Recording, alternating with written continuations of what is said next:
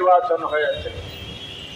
আমরা বলেছি সংস্কার হচ্ছে, একটি নিরপেক্ষ নির্বাচন গঠন করতে হলে সাংবিধানিক প্রতিষ্ঠান হিসাবে একটা নিরপেক্ষ কমিটি গঠনের মাধ্যমে এই কমিশন গঠন করতে হবে।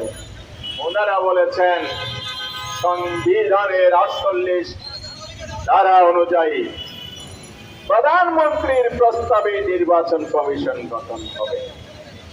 অর্থাৎ দলীয় পছন্দের কমিশন গঠন হলে নির্বাচন কি নিরপেক্ষ হতে পারে? হতে পারে না। ওনারা এখান থেকে বেরিয়ে আসতে পারে নাই। বাংলাদেশে এক কক্ষ বিশিষ্ট পার্লামেন্ট আছে।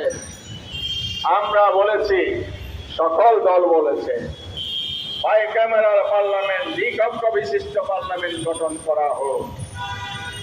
সবাই একমত হয়েছেন, আখের তো ওনারও একমত হয়েছেন।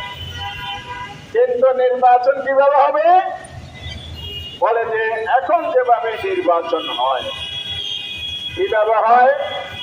কেন্দ্র দখল করে, দলীয় প্রার্থী মনোনয়নে বাণিজ্য করে, মাসেলম্যান জোগাড় করে, আর ব্যালট ডাকাতি জালিয়াতের মাধ্যমে পার্লামেন্ট সদস্য হয়। এটাকে বিনিয়োগের একটা উত্তম জায়গা মনে করে নির্বাচিত হওয়ার পর 10 গুণ 20 গুণ বেশি কামাই করে বাণিজ্যিকভাবে রাজনৈতিক সিস্টেম একটা হাউসে পরিণত করেছে এই পার্লামেন্ট হাউসকে। আমরা সেখান থেকে বেরিয়ে আসার জন্য বলেছি পিআর পদ্ধতিতে নির্বাচন। ওনারা নাকি পিআর বুঝেন না।